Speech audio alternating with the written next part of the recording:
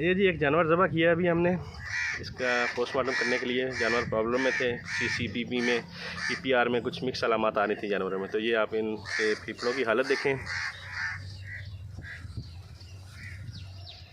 तो आंद्रा हो जी सानू, ये आंतों का इन्फेक्शन, ये देखें जी आंतों की क्या हालत है। आप यहाँ से खुद ही देख लें, पूछने की या बताने की ज़रूरत नहीं है कि इसको क्या मसला था। तो ये भाई साहब माशाल्लाह प्रोफेशनल काम करते हैं गोश्त का, तो इन्होंने भी देखते ही बता दिया है। हाँ जी भाईजान, की कहते तुम? ये सारी सूजी पई है, ये छोटा ये जानवर है तो सामने भी। हाँ जी, तो आपको भी ये यहाँ से ये चीज़ें बंद हैं नज़र आ रही होगी। अब एक हार्ड हुई है मिंगना। हाँ जी, कैसी बड़ी भेड़ पुरानी, ये भी सख्त होया है। दूसरा किड़ा माँ दूसरा होता है। जब जानवर प्रॉब्लम में आता है, एक से ज़्यादा बीमारियाँ हो जाती हैं, तो फिर उसकी यही हालत होती है। जानवर देखिए आप, पीला पानी वाला बना हुआ है। तो ये PPR, CCP, ये प्लूरोनमोनिया वगैरह, ये सब कुछ जब इकट्ठा हो जाता है ना, तो फिर ऐसी जानवरों की हालत हो जाती है, तो जिनका इलाज भी नामुमकिन हो जाता है।